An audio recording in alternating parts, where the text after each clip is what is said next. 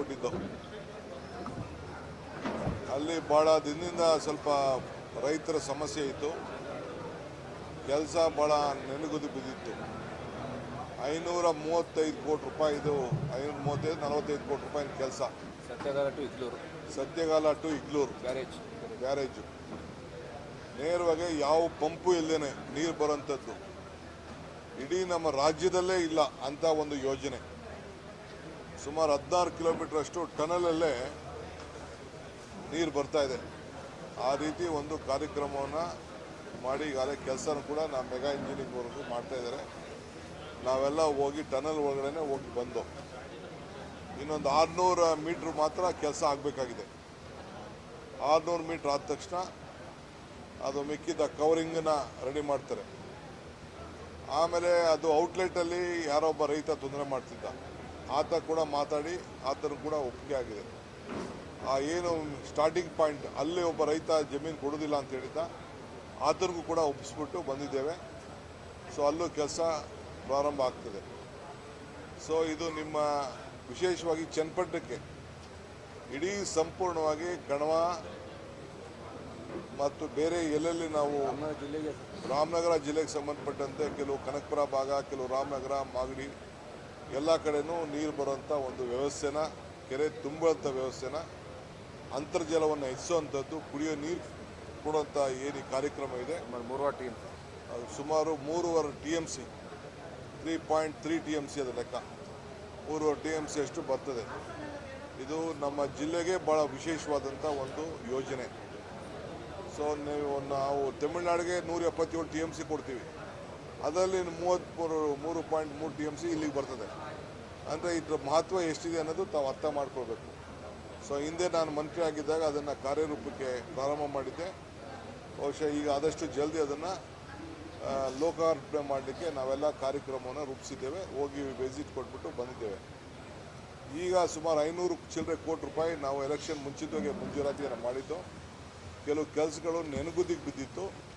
So ಅದನ್ನು ಕೂಡ ನಾನು ಎನ್ಕ್ವೈರಿ ಮಾಡಿದ್ದೇನೆ, ಏನೇನು ಆಗಬೇಕಾಗಿತ್ತು, ಯಾಕೆ ತೊಂದರೆ ಆಗಿದೆ ಅಂತ, ಕೆಲವು ಟೆಕ್ನಿಕಲ್ ಪ್ರಾಬ್ಲಮ್ಸು. ಸೊ ಎಲ್ಲರ ಹತ್ರನೂ ಆಫೀಸರ್ಸ್ ಹತ್ರ ಮಾತಾಡಿ ರಿಪೋರ್ಟ್ನ ತೆಗೆದುಕೊಂಡಿದ್ದೇನೆ. ತೆಗೆದುಕೊಂಡೋಗಿ ಈಗ ಎಲ್ಲರೂ ಕೂಡ ಅನುಕೂಲ ಆಗ್ತಾ ಇದೆ. ಈಗಾಗಲೇ ಕೆಲಸಗಳನ್ನೆಲ್ಲ ತಗೊಳ್ಳಿಕ್ಕೆ ಏನೇನು ಆಫೀಸರ್ಸ್ ಲೆವೆಲ್ ತೊಂದರೆ ಇದೆ, ಸರ್ಕಾರ ಲೆವೆಲಲ್ಲಿ ತೊಂದರೆ ಇದೆ, ಏನೇನು ಸ್ಯಾಂಕ್ಷನ್ಸ್ ಆಗಿಲ್ಲ, ಟೆಂಡರ್ಗಳು ಸಿಂಗಲ್ ಟೆಂಡರ್ ಆಗಿದೆ, ಅದೆಲ್ಲ ನಮ್ಮ ಜಿಲ್ಲಾಧಿಕಾರಿಗಳ ಹತ್ರ ಎಲ್ಲ ಮಾತಾಡಿದ್ದೇನೆ. ಸಂಬಂಧಪಟ್ಟಂತೆ ಎಲ್ಲ ಅಧಿಕಾರಿಗಳ ಹತ್ರ ಎಲ್ಲ ಮಾತಾಡಿ ಅದನ್ನು ವ್ಯವಸ್ಥೆಯನ್ನು ನಾವು ಮಾಡ್ತಾಯಿದ್ದೇವೆ. ಇದ್ರ ಜೊತೆಗೆ ಯೋಜನೆ ಪ್ರಯೋಜನ ಸರಿ. ಇದ್ರ ಜೊತೆಗೆ ಸ್ಟೇಡಿಯಮ್ದು ಕೂಡ ಚೀಫ್ ಮಿನಿಸ್ಟರ್ ಹತ್ರ ವಿಡಿಯೋ ಕಾನ್ಫರೆನ್ಸಲ್ಲಿ ಬಂದಿದ್ದರು. ಅವರು ಇದು ಮಾಡ್ತಾಯಿದ್ರು. ಸೊ ಹಣ ಬಿಡುಗಡೆ ಮಾಡಬೇಕು ಅಂತ ಹೇಳಿದ್ದೇನೆ, ಅದು ಬಿಡುಗಡೆ ಮಾಡ್ತೀನಿ ಅಂತೇಳಿ ಚೀಫ್ ಮಿನಿಸ್ಟರ್ ಅವರು ಕೂಡ ಆ ಸ್ಟೇಡಿಯಂ ವಿಚಾರದಲ್ಲಿ ಒಪ್ಕೊಂಡಿದ್ದಾರೆ. ಬೇರೆ ಸೈಟ್ಗಳ ವಿಚಾರ ಇವೆಲ್ಲ ಕೂಡ ಕೆಲವು ಪೇಮೆಂಟ್ ರಿಲೀಸ್ ಆಗೋದಿತ್ತು. ಅದನ್ನು ಕೂಡ ನಾನು ಬೆಂಗಳೂರಿನಲ್ಲಿ ಇನ್ನೊಂದು ಮೀಟಿಂಗನ್ನು ಎಲ್ಲ ರಾಜ್ಯ ಮಟ್ಟದ ಅಧಿಕಾರಿಗಳು, ನಿಮ್ಮ ತಾಲೂಕು ಸಂಬಂಧಪಟ್ಟಂತೆ ಏನೇನು ಸಮಸ್ಯೆ ಇದೆ ಅದಕ್ಕೆ ರಾಜ್ಯ ಮಟ್ಟದ ಅಧಿಕಾರಿಗಳ ಸಮೇತ ಜಿಲ್ಲಾ ಮಟ್ಟದ ಅಧಿಕಾರಿಗಳನ್ನ ಕರೆಸಿ ಅಲ್ಲೊಂದು ಸಭೆಯನ್ನು ಇನ್ನು ಕೆಲವು ದಿನಗಳಲ್ಲೇ, ಈ ತಿಂಗಳು ಇಲ್ಲ ಮುಂದಿನ ತಿಂಗಳಲ್ಲಿ ಅದನ್ನು ನಾನು ಮಾಡ್ತೇನೆ. ಜೊತೆಗೆ ಇನ್ನೊಂದು ಭಾಳ ದಿನದಿಂದ 2010ರಿಂದ ಒಂದು ಪೆಂಡಿಂಗ್ ಇತ್ತು. ಜಿಗನೇನಹಳ್ಳಿ, ಸುಣ್ಘಟ್ಟ, ಅರ್ಚಕರಹಳ್ಳಿ ಇಲ್ಲಿ ಸೈಟ್ ಹಂಚಿದ್ದು ಪ್ಲಾನಿಂಗ್ ಅಥಾರಿಟಿಯಿಂದ, ಡೆವಲಪ್ಮೆಂಟ್ ಅಥಾರಿಟಿಯಿಂದ. ಅದು ಕ್ಯಾಬಿನೆಟ್ಗೆ ತೆಗೆದುಕೊಂಡೋಗಿ 200 ರೂಪಾಯಿ ಸ್ಕ್ವೇರ್ ಫೀಟ್ಗೆ ಅವ್ರು ಕಟ್ಟಿದ್ರೆ ಸೇಲ್ ಡೀಡ್ ಮಾಡಿಕೊಡ್ತೀವಿ ಅಂತ ಯಾರು ಅಲ್ಲಿದ್ದರೂ ಅವ್ರ ದಾಖಲೆಗಳನ್ನ ಮಾಡ್ಕೊಂಡಿಲ್ಲ. ಅದನ್ನು ಕೂಡ ಒಂದು ಅವಕಾಶವನ್ನು ನಾವು ಕ್ಯಾಬಿನೆಟಲ್ಲಿ ನಾನು ಮಾಡಿಸ್ಕೊಟ್ಟಿದ್ದೇನೆ. ಅದು ಕೂಡ ಸಾರ್ವಜನಿಕರು ಯಾರು ಅದಕ್ಕೆ ಇನ್ನೂ ಉಪಯೋಗ ಪಡ್ಕೊಂಡಿಲ್ಲ, ಕೆಲವರು ಮಾತ್ರ ಅದನ್ನು ಪಡ್ಕೊಂಡಿದ್ದಾರೆ. ಮಿಕ್ಕಿದವರೆಲ್ಲ ಕೂಡ ಅದನ್ನು ಯಾರು ಪೊಸಿಷನ್ ಇತ್ತು, ಸ್ಯಾಂಕ್ಷನ್ ಆಗಿತ್ತು, ಅವರೆಲ್ಲ ಕೂಡ ಈ ಸೌಲಭ್ಯವನ್ನು ಉಪಯೋಗಿಸ್ಕೊಳ್ಬೇಕು ಅಂತೇಳಿ ತಮ್ಮ ಮುಖಾಂತರ ನಾನು ಅವ್ರಿಗೆಲ್ಲ ಮನವಿ ಮಾಡಿಕೊಡ್ತೇನೆ. ಬೇರೆ ವಿಚಾರಗಳನ್ನೆಲ್ಲ ನಾವು ಪರಿಶೀಲನೆ ಮಾಡಿದ್ದೇವೆ. ಮುಂದಕ್ಕೆ ನಾನು ರಾಮನಗರದಲ್ಲಿ ಬಂದು KDPಲಿ ಪಾರ್ಟಿಸಿಪೇಟ್ ಮಾಡಿ ಇನ್ನು ಬೇರೆ ವಿಚಾರಗಳನ್ನೆಲ್ಲ ಚರ್ಚೆ ಮಾಡಿ ನಾನು ಇನ್ನು ಬಂದು ಅದನ್ನು ಸಪ್ರೇಟ್ ರಾಮನಗರದಲ್ಲಿ ಬಂದು ಮಾತಾಡ್ತೀನಿ. ಕೆಲವು MLAಗಳಿಗೆ ಹೇಳಿದ್ದೀವಿ, ಎಲ್ಲರೂ ವಾರ್ ಫುಡ್ಡಿಗೆ ಕೆಲಸ ಕಂಪ್ಲೀಟ್ ಆಗಬೇಕು ಅಂತ ಹೇಳಿದ್ವಿ. ಎಲ್ಲೂ 500 ಕೋಟಿ ರೂಪಾಯಿ ಕೊಟ್ಟಿರಲಿಲ್ಲ, ನನ್ನ ಕ್ಷೇತ್ರಕ್ಕೂ 500 ಕೋಟಿ ಕೊಟ್ಟಿಲ್ಲ, ಇಲ್ಲಿ ಮಾತ್ರ ಸ್ಪೆಷಲ್ಲಾಗಿ ಕೊಟ್ಟಿದ್ದು. ಅದು ಇಂಪ್ಲಿಮೆಂಟ್ ಆಗೋ ರೀತಿಲಿ ನಾನು ಮಾತಾಡ್ತೀನಿ. ಏನು ಬೇಕಾದ್ರೂ ಅವಶ್ಯಕತೆ ಎಷ್ಟಿದ್ರೂ ಮಾಡಿಕೊಡ್ತೀನಿ. ನಾನೇ ಮಂತ್ರಿ ಇದ್ದೀನಿ. ಈಗಾಗಲೇ 150 ಕೋಟಿ ಇಲ್ಲಿಗೆ ಕೊಟ್ಟಿದ್ದೀನಿ ಸ್ಪೆಷಲಾಗಿ ಇರಿಗೇಷನಲ್ಲಿ. ಎಲ್ಲ ಕಡೆ ಮಾಡ್ತಾರೆ. ಒಂದು ಎಲ್ಲಿದೆ, ಒಂದು 158 ಜನಸಂಪುರ ಇದೆ. ಹಾಂ, 158 ಕೋಟಿ ರೂಪಾಯಿ ಇಲ್ಲೇ ಮಾಡಿದ್ದೀನಿ. ನಾನು ಬ್ರಿಡ್ಜ್ಗಳನ್ನೆಲ್ಲ ನೋಡಿದೆ, ರೋಡ್ಗಳೆಲ್ಲ ನೋಡಿದೆ, ಅದನ್ನೆಲ್ಲ ಚೆನ್ನಾಗಿ ಮಾಡಿದ್ದಾರೆ. ಅದೆಲ್ಲ ಫೋಟೋ ಗಿಟೆಲ್ಲ ತೋರಿಸಿದ್ರು. MLA ಅವರು ಕೂಡ ಒಪ್ಕೊಂಡ್ರು. ಅದೆಲ್ಲ ಕೆಲಸ ಆಗ್ತಾಯಿದೆ. ಇನ್ನೇನು ಅವಶ್ಯಕತೆ ಇದೆ ನಾನು ಮಾಡ್ತೀನಿ. ಈಗ ಮೊನ್ನೆ ಕೂಡ ಹೊಸದಾಗೆ ಒಂದಷ್ಟು ಕೊಟ್ಟಿದ್ದೀನಿ ನಾನು. ಎಲ್ಲ ಕೆರೆಗಳಿಗೆ ಕನೆಕ್ಷನ್ ಮಾಡುತ್ತೆ.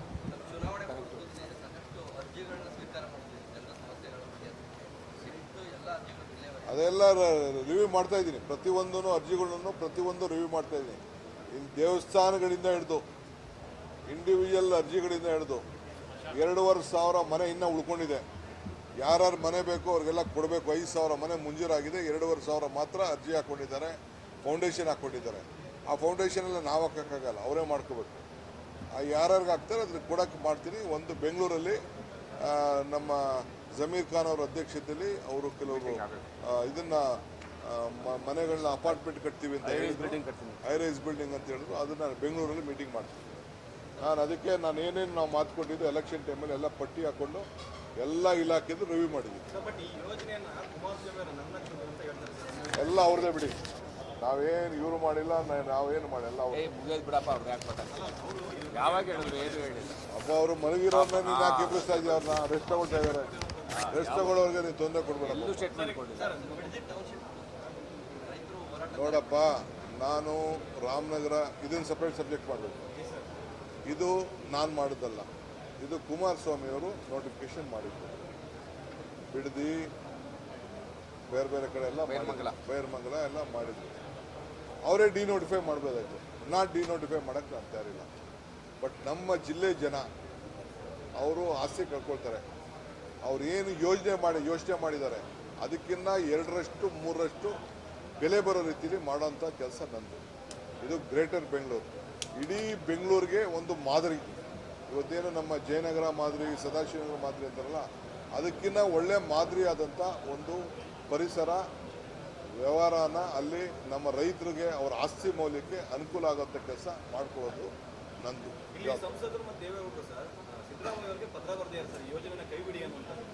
ಅವ್ರು ಏನು ಬೇಕಾದ್ರೂ ಮಾಡಿಸ್ಕೊಳ್ಳಿ. ನಾನು ಇರೋವರೆಗೂ ಇಂಪ್ಲಿಮೆಂಟ್ ಮಾಡೋದು ಎಷ್ಟು ಬೇಕೋ ಅಷ್ಟು ಮಾಡ್ತೀನಿ. ಸಿದ್ದರಾಮಯ್ಯನವ್ರಿಗೂ ಹಕ್ಕಿಲ್ಲ ಇದನ್ನು ಬಿಡೋಕ್ಕೆ, ನನಗೂ ಹಕ್ಕಿಲ್ಲ. ನಾನು ಡಿನೋಟಿಫೈ ಮಾಡೋಕ್ಕೆ ಹೋಗಲ್ಲ, ಡಿನೋಟಿಫೈ ಮಾಡೋಕ್ಕೆ ಬರೋದಿಲ್ಲ. ಇದು ಮಾಡಿ ಒಳ್ಳೆ ತಪ್ಪೇನಿಲ್ಲ.